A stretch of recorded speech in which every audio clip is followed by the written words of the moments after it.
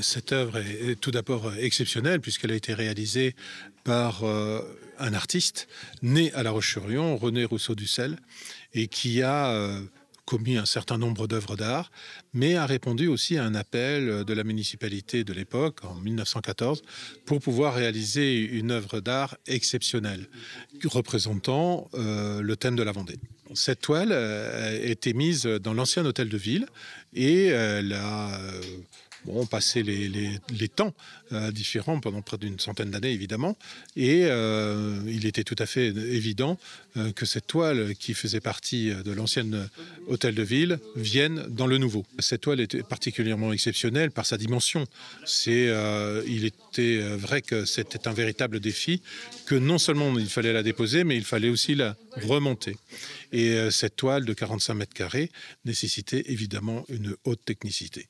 Et Monsieur Buty, qui a été chargé de la restauration de cette toile, a fait appel à une société italienne pour pouvoir la poser et sauver quelque part son ergonomie, répondre à toutes les tensions d'une toile et puis aussi et surtout éviter toutes les fissures qu'il pouvait y avoir sur la toile elle-même. La spécialisation pour laquelle on a travaillé ici, c'était la tension élastique du tableau,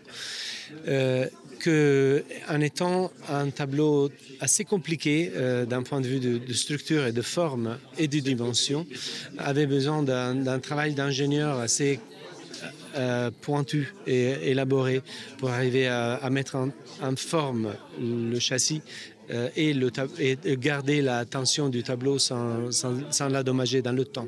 On a proposé un nettoyage.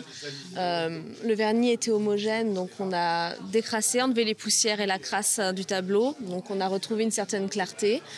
On a refixé à nouveau tous les bords de toile des portes. On a comblé les déchirures et les lacunes existantes. Là, on a fait une grosse incrustation. Donc, on a mis un morceau de toile et qu'on a collé au revers pour retrouver la même planéité. Et puis, après, on a installé donc, un système de tension avec des ressorts pour que l'œuvre n'ait pas de contraintes trop violentes, que sa tension se fasse de façon linéaire.